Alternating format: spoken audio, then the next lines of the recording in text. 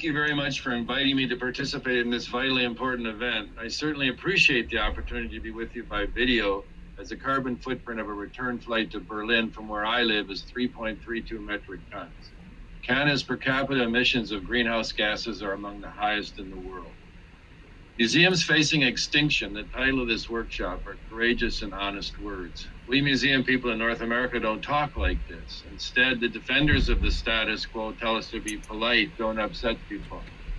But I'm now more in step with Greta Thunberg, however, who minces no words and admonishes us to listen to the science.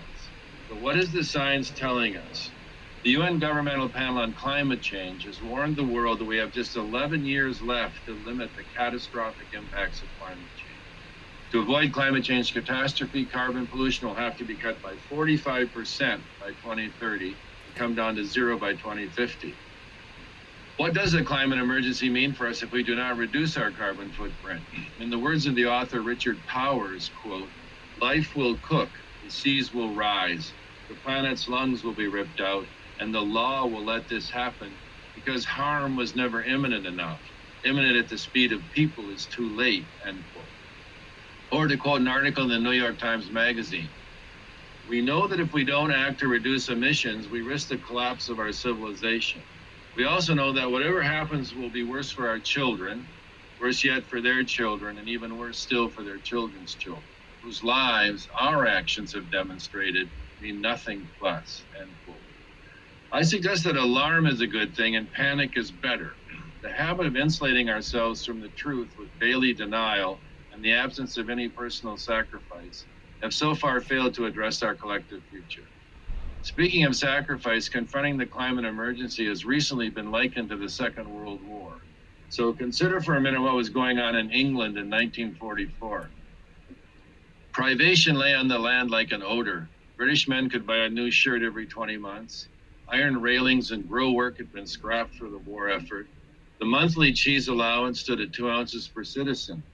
Many children had never seen a lemon, and vitamin C came from turnip water. The Ministry of Food promoted austerity bread with a whisper of sawdust and victory coffee brewed from acorns. Oblivious to this notion of personal sacrifice, we continue to compartmentalize our personal and professional lives, separating our thoughts and concerns about what is actually happening from our behavior. When will we start to connect the dots? By that I mean, when will we, as individuals and museum workers, begin to associate one idea with another and see the big picture of the climate emergency confronting us? Unless we begin to understand and appreciate that the Earth is a single system and that our human behavior is imperiling the system on a global scale, we will continue to fail to connect the dots. I'll finish my provocation with some thoughts on how the global museum community can begin to act effectively. There are 4 spheres of influence within which we can act. First, as individual sentient beings, we can use our personal agency to take action in our own lives.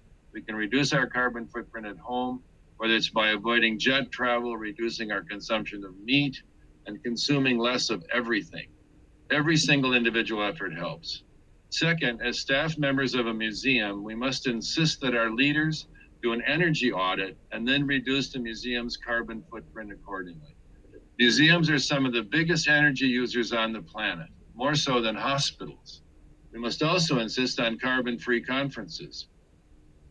We must also develop an advocacy policy for our museum, which delineates what issues are important and how our museum will respond when confronted with moral and civic challenges, such as climate change. Third, the museum community must broaden its vision to recognize that museums are both small and vast networks capable of unprecedented cooperation. I note that a group of German art museum directors are now demanding that the cultural industry become a pioneer in climate protection. This kind of collaboration is key in mobilizing museums and galleries to act. Consider joining the Coalition of Museums for Climate Justice. And last, as citizens in civil society, we must exercise our responsibility.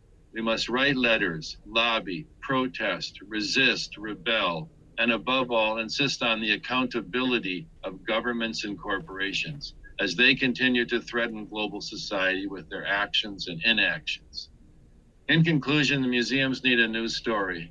We must move beyond the doomed economy of industrial growth based on fossil fuels and reconnect with the web of life.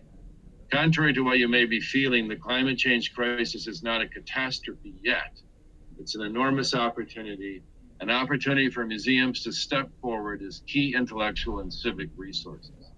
Thank you again for this opportunity to participate, and all the best with the workshops. So that was Robert, and I'm just going to read you a little bit more about who Robert is.